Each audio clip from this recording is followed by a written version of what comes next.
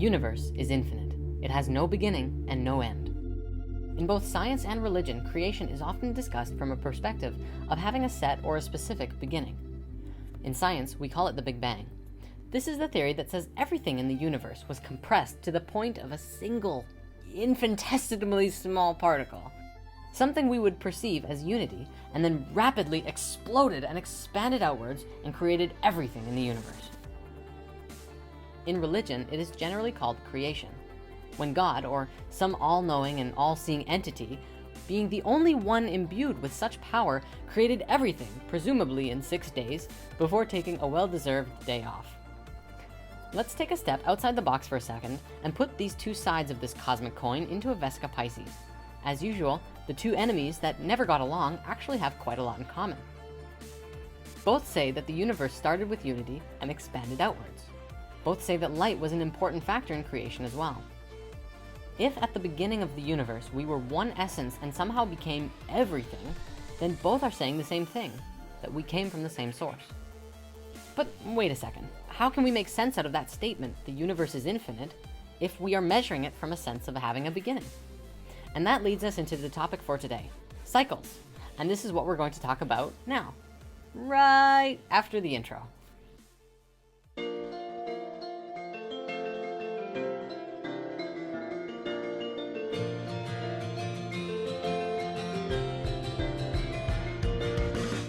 Cycles are everywhere. The way in which we live our lives is made up of cycles. We have both biological cycles and technological cycles. Biological cycles exist naturally as a part of the creation process of life, and technological cycles are cycles that we have created and superimposed over top of these other cycles as a way of measuring and understanding the reality that we are a part of. Time is a perfect example of this. It doesn't really exist on its own. It has no life of its own. It's simply a measurement of some other cycles. So you could think of it as a measuring tool, such as an hour worth of this, or I'll meet you at 6. In the past, we might have said it differently. Let's gather again at the second moon cycle. We've actually talked about cycles before, which makes it really easy to go deeper into this. If you need a recap, watch lesson 16, Shift of the Ages. Let's get more into examples of technological cycles. Take, for example, our calendars, seconds, life cycles of video game consoles. Some of them, like our year-long calendar count, is our interpretation of a natural cycle, the Earth spiraling around the sun.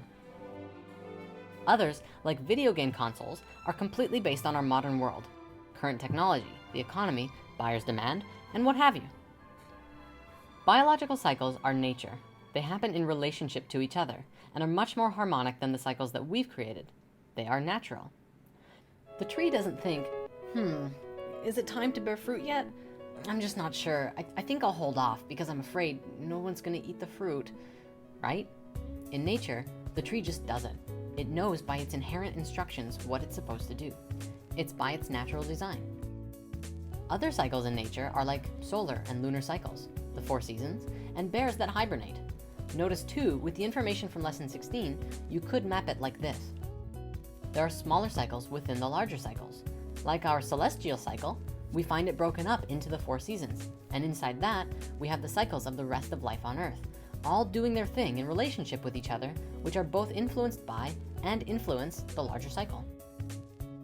Sometimes it may not seem like the smaller cycles have no influence on the larger cycle, but just imagine the story of what happened to the Martians on Mars in the Human History movie. I'm not saying that this is exactly what happened, but if the actions of the individual beings changed the evolution of the planet that ultimately ended up in the destruction of the planet, well, that would be the smaller cycles influencing the larger cycles.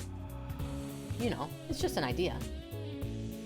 We also have cycles within our own bodies, such as breath, drinking water or liquids, and eating food. These cycles are a lot harder to map out because we are the ones who decide when we eat, what we eat, and how much we eat. But it actually does create effects on us throughout our days. Once again, those smaller cycles have an effect on our larger day-to-day cycles. Interesting. Our interactions with the 4 elements are constantly cycling. Fire, for example, is prana, which is happening all the time, more frequently than breath, drink, and food. You can see how these cycles become more dense and happen less often. You breathe more than you eat. Air is less dense than solid food, and so it stands to reason that a dense cycle has a longer duration. As you breathe in, you ride the sine wave up, and as you breathe out, you drop the sine wave back down. As you go about your day, every hour, minute, and second, you are breathing. And if you created a healthy breathing cycle for yourself, then the other cycles you are experiencing, the larger cycles, would become more harmonic naturally. If you change the cycle of your breathing, if you alter it to accommodate technological cycles, such as pollution and obesity, then once again the result is a cycle that is less harmonic with the natural order of things.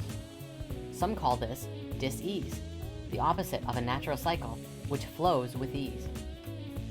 Of course, you can always correct a cycle that is in disease.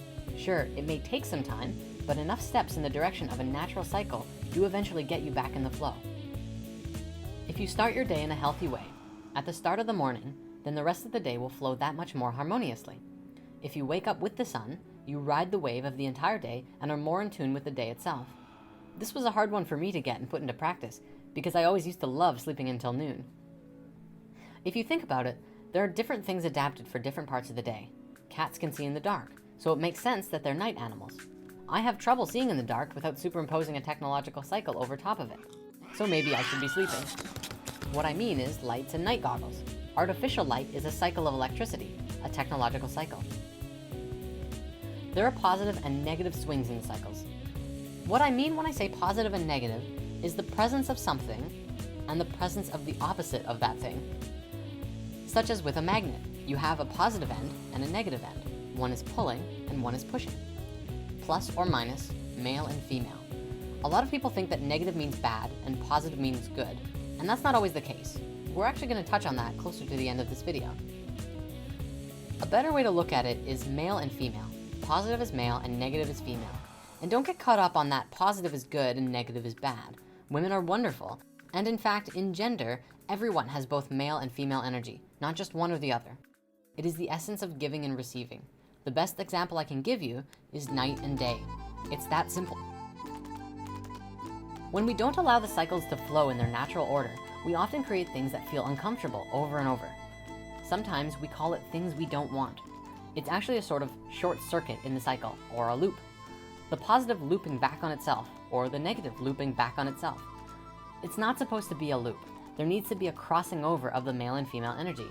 That's what creates the infinity, the oneness that we've all been feeling and talking about. Now, of course, we've also made the connection before between what we have described as cycles, this form, and the structure of DNA. This is the instruction set for the building blocks that make up our being. As we increase our awareness of these instructions and understanding, we can transcend our 3D perspective of reality and shift into an awareness of the interconnected causality of all of the planes of existence. There's a little trick here though. Understanding and awareness are not necessarily the same thing. Just as the tree does what it does without needing to understand, without a brain, so to speak. Understanding is not required for the instructions to be followed. That simply means that sometimes the brain just gets in the way of the natural flow of the cycles, the natural knowing that comes through your heart. On that topic, I have something important to share. There's a lot of people who like to talk about life from this new age perspective that everything is just love and light all the time, and that if we just think happily, even when things aren't going very well, we'll be fine. In fact, I realize how I might have even propagated that idea in earlier lessons, and flat out said it. Now, this idea isn't wrong. It is, however, only half of the equation, half of the cycle. And if you recall, without the other half of the cycle, we have a loop. Think of it like a flowing river. If you cut off the flow, such as with a dam, it kills everything on one side by stopping the flow, and everything dies of dehydration. And the other side becomes drowned in a loop which gets bigger and bigger, until eventually it must break. And so, yes, we should strive to create a life for ourselves and each other that is filled with love, joy, and excitement. But when things aren't going very well, recognize if it's a part of the natural flow, or if somewhere along the way you got caught in a loop. If we lie to ourselves and pretend that the loop is the flow, even when it's not, it limits our ability to create a real transmutation of it and create something new in its place, going with the flow. Do you understand what I'm saying? Let me say it in a different way just to make sure, because this is incredibly important. Sometimes things go well, and sometimes things go poorly. It's not always your fault, but you are always a factor in the cause and influence in the cycle. If you can account for the cycle, meaning take account of it, be aware of it, You can choose to actively respond or be responsible and have an able response to it. That's what being a creator is all about. I know I just said positive and negative are not good and bad. In this example, I'm going to use good and bad in place of positive and negative. By good and bad, I mean things that feel really good and things we do want, and things that feel really bad and things we don't want. Just go with it. I know it might be a little confusing. Sometimes things feel really good and you're on the top of the wave. In this space, it's easy to ride the wave and feel good and be a creator. When you're on the bottom of the wave, if things are not excellent, sometimes it just feels easier to go to that fourth dimensional space and say, everything is perfect and in divine order. This is true from a 4D perspective. It is perfect and in divine order because it exists and is in this moment. And as it's manifesting in 3D, it is not excellent. It could be excellent, but it takes time, effort, and focused energy to transmute and change it into something that is excellent. What we need to practice is taking that positive flowing energy, and instead of looping itself back on itself, is flow with it through the negative energy in order to create a transmutation into what's next. When we say that things are perfect and in divine order, and ignore the loops or even create them as a justification to dam up the river of good feelings, we actually inhibit the flow that leads to the next. That limits our ability to take action, and ultimately, what we're left with is a poo sandwich. Here's the analogy.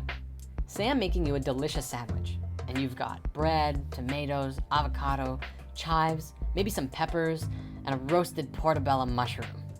That is an excellent sandwich, right? Now, say I just put a big dollop of poo right on the top. Do you still want it? Can anyone honestly say that they would still want this sandwich? It's perfect and in divine order, right? Right, but it's certainly not excellent. And I don't care how delicious the other ingredients are. If there's poo on this sandwich, it's a poo sandwich. It doesn't matter how fresh the rest of the sandwich is, or even how fresh the poo is. It's not something we want to eat. The moral of this story is that if there's poop on your sandwich, if there's something in your life that is perfect but not excellent, don't just sit there and let it be. Find out what it is, why it is the way it is, and then take some actions to turn it into something you actually truly want. In that process, in that alchemy, we can really create some powerful change on this planet. If everyone could come from that space, we would see a new Earth overnight. Because no matter how you slice it, McDonald's, landfills, oil rigs, and this entire way of life we've made for ourselves just doesn't work. And I think I can speak for all of us when I say that it could be something different, something magical, and more in harmony with ourselves and the world around us. Waste-free, flying vehicles, spirit centers, cloud cities, interstellar travel, and the infinity of possibilities that come along with it. It's all in the cycles. Okay, grand finale. To answer that big question from the beginning, how does the infinite universe have a beginning? I have a feeling you might already know. It's a cycle. And no, I don't know exactly what it looks like specifically, but I can share with you some ideas about it. Every cycle comes to an end and then begins a new cycle. Or maybe it's the old one, continuing on again. Some theories about the universe say that once it was a hugely expanded thing, and it contracted to a small point, a space of unity, and then rapidly expanded outwards again. And today, while we can't see the remnants of the previous universe, at least not yet, we can see the beginning of this cycle that we are a part of. It's really interesting. If the universe is infinite, how is it that we're existing in a finite space? And is the goal of life to take what is finite and merge it with the infinite to create a new way of life and a new understanding of ourselves? See you next time.